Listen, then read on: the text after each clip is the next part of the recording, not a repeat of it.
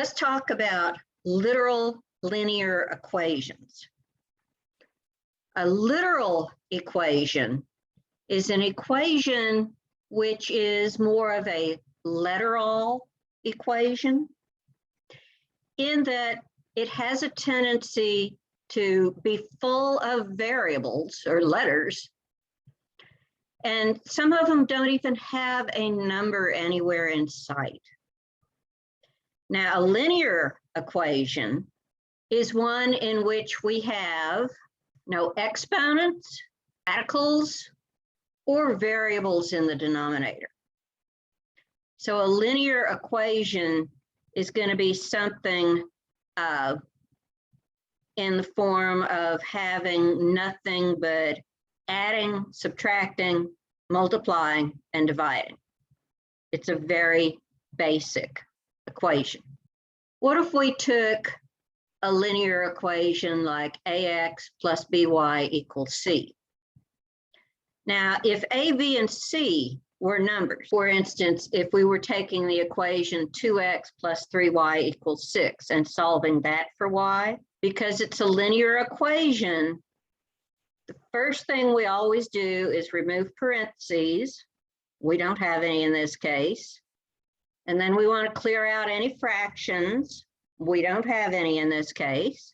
We want to sort the terms so that all of the terms of the same type are on the same side together. Now, in the case of having multiple variables, where we're solving for one specific variable, this will mean that we want to get all of the terms that have our variable together on one side, and all of the terms that don't have that variable on the other side, whether they may have variables or not. So in this case, we're going to get all of the y terms together on one side. And then the last step will always be to divide by the coefficient, which is whatever our variable happens to be multiplied at that point. So if we were doing this with numbers in it, no parentheses, no fractions, need to sort the terms. So since we're solving for y, we want to get the terms that have y on one side and the terms that don't have y on the other side. Well, we've got 1, 2, 3 terms. Remember, terms are always going to be separated by pluses, minuses, equal signs, perhaps even a less than or greater than sign. Terms are groups of things that are multiplied or divided. So 2x is a term, 3y is a term, 6 is a term. The only one that has y is this 3y. So we need to move the 2x to the other side. And we can do that by subtracting 2x from both sides. I'm going to offset it over here because it's not a like term to the 6. So that leaves just the 3y over here. Now I could write this as either 6 minus 2x, or if you're working with graphing linear equations or something, you might want to write it as a negative 2x plus 6. Either one is fine as long as you keep that negative in front of the 2x where it belongs. And then the last thing is to divide by whatever our variables multiplied by. Now, if we divide the whole thing by 3, then we would have to just leave it like this. You can't divide the 3 into just the 6. Or we could separate it out into 2 separate terms and simplify this down to 2 minus 2/3 x, or if it's written in the other order, it would be in minus 2/3 x plus 2. But let's go back to the original version where there were no numbers in it at all. If we're going to work with ax plus by equals c, this is still linear as far as y is concerned. Actually, as far as any of them are concerned. There's no exponents. There's no square root of a variable. There's no variables in denominators. So this is very much a linear equation in terms of every single variable. Right now it's solved for C, but if we want to swap that around and solve for any of the rest of them, these rules stay the same. There's still no parentheses, there's still no fractions. We still got to sort the terms. So if we're solving for Y, this is the only term that contains Y. So we're going to subtract the AX from both sides. Leaves the BY. And again, I could write it as C minus AX, or if you want to write it with the X term first, you would write a negative AX plus C. And then we proceed to divide by the B. Now in this case, there's no way to reduce this side. So we could leave it like this. This would be a perfectly acceptable answer. This would be a perfectly acceptable answer. Or we could split it into two. You could put the X beside it, or you could leave it in the top. For instance, I could put minus AX over B plus C over B. Just make sure that you divide both of these by B if you separate it out into two different answers, two different terms.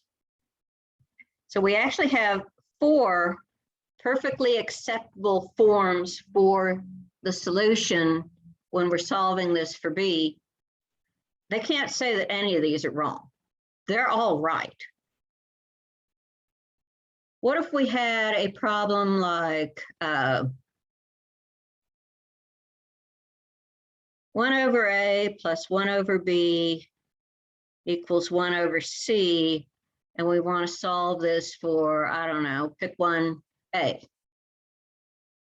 Now this time we have fractions, no parentheses still, but we do have fractions. So to get rid of the fractions, notice that the least common denominator here is going to be A times B times C, ABC. So if I multiply each of these by ABC, I say ABC times 1 over A plus ABC times 1 over B equals ABC times 1 over C. And I'm actually multiplying both sides of the equation by ABC and then distributing it over here on the right, on the left, because I have two different terms. If one of these was not already a fraction, I would still have to multiply it. It's not multiply the fractions, it's multiply both sides of the equation. And then you want to cancel first. Well, these A's are going to cancel here. So that leaves BC. On the second one, the B's are going to cancel. So that's AC equals here, the C's cancel. AB. So I've gotten rid of the fractions. I need to sort my terms. Let's come back up. Let's see, I'm solving for A. The first two steps would be the same no matter what variable you're solving for. But now when I'm ready to sort the terms, I have to pay attention to which one I'm solving for. Now, two of these have A. So these two need to be on the same side and the last one on the opposite side. So let's subtract AC from both sides to get the A terms on the same side. So I've got AB minus AC. Now, normally, if we had numbers in here, we would combine these into a single term. We can't do that now. These are not like terms. They've both got an A, but then one's an AB and one's an AC. There's a trick to get around that, to get past that. And that is that because we have just made sure that every term on this side has A in it, all the A's are on this side.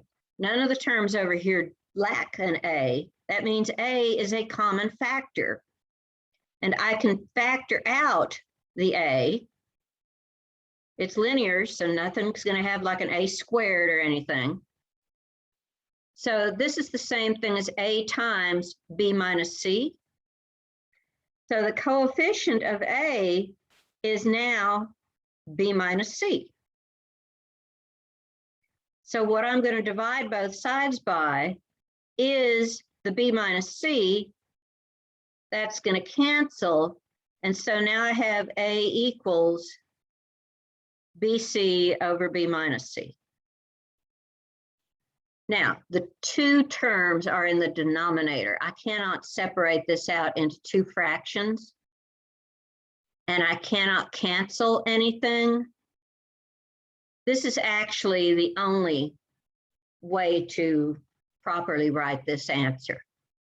It won't reduce and it won't separate. Separating it into two fractions is not an option. You have to have two terms in the numerator to separate it out because of having to have a common denominator to add fractions. A over C plus B over C is equal to A plus B over C, rule for adding fractions, but A over B plus C, you can't do anything with. So here's the answer for this one. Always keep in mind how you get rid of the fractions. Multiply every term by your common denominator. If you have parentheses in the original problem, you might want to go ahead and multiply that out and get rid of the parentheses. There might be a few exceptions where you don't have to do that, but normally, most of the time we would. So that's how to deal with literal equations. They're not that bad. Just don't freak out just because you see all those letters looking back at you. Have fun, take care, and we'll talk to you later. Bye.